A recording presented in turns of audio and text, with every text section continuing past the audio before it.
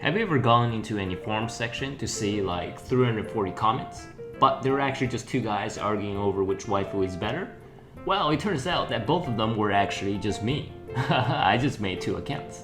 So I'm kind of like an expert when it comes to the passionate discussion of waifus. And in this video, we'll be discussing a very important topic: how to make waifus or husbandos more real. Let's start with some good old American history on personhood. In the late 19th century, 3 amendments were added to the American Constitution. Amendment 13, which abolished slavery.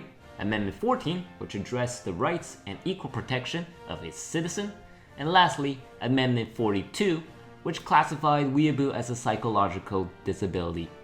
These amendments have paved the way for the country's fundamental human rights. Historically, human rights is something that has been fought over all across the world, and undeniably, it goes alongside the country's development and progress. So now, it is 2020, the question should be asked is, should waifus also receive basic human rights? So first of all, why human rights for waifu?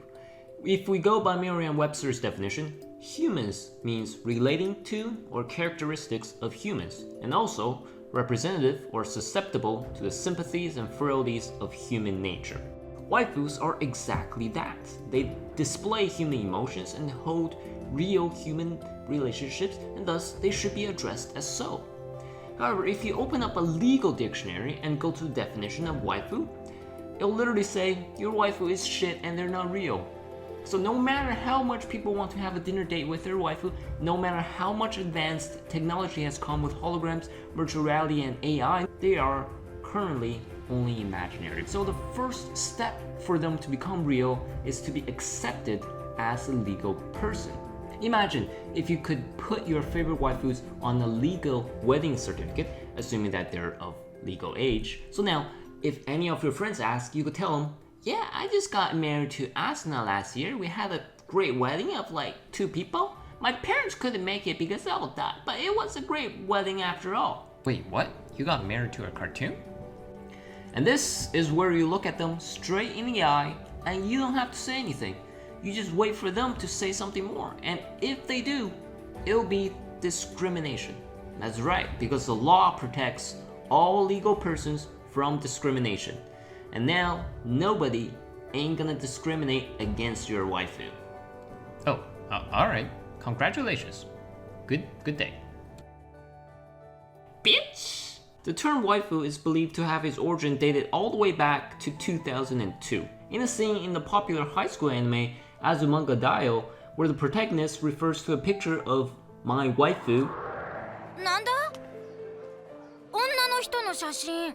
綺麗な人やな。誰？ My waifu. My waifu then stuck around for a while, but was mostly limited for trolling on English anime forums. Then, in 2007, the term first appeared in an entry in Urban Dictionary, and later in the same decade, it gained significant popularity across the community as shown on Google Trends. And it made sense. 2009 was the year when K-On! Was first aired. The trend moe and slice of life genre was gaining popularity with mainstream anime. Many anime have moved away from giant robots and heavy plot focus to just cute girls doing cute things. It was the year when anime fans had to classify themselves to Type A, fans who watch anime for its story, and Type B, fans who watch anime mostly for the characters. The moe trend no doubt helped waifuism take off, and by then, discussions of waifus were seen everywhere on subreddits, forums, and YouTube videos with millions of views. Fast forward to 2017, a Japanese company called Gatebox was the first company to recognize marriage between their employees with any waifus of their choice by offering some monthly financial support. But what if my waifu isn't a real person, you ask? Well, let's look at the example with corporation personhood. A corporation is nothing more than a pool of money and a collective of human intentions. Yet the law decided that it has the same human rights as you and I. From a legal perspective, it is a law that determines what is a legal person. And in a democracy, it is the will of the people that determines which law should be passed and which law should be upheld. In other words, it is the will of the people that determines whether a waifu is real or not. If a building with the logo slapped on it can be legally defined as a person, then I think waifus should too.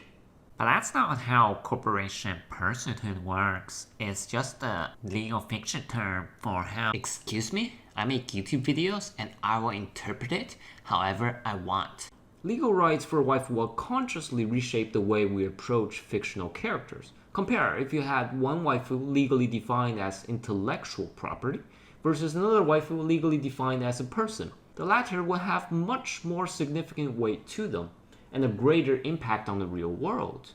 Imagine if some shitty action Hollywood remake could be sued on the grounds for personal defamation.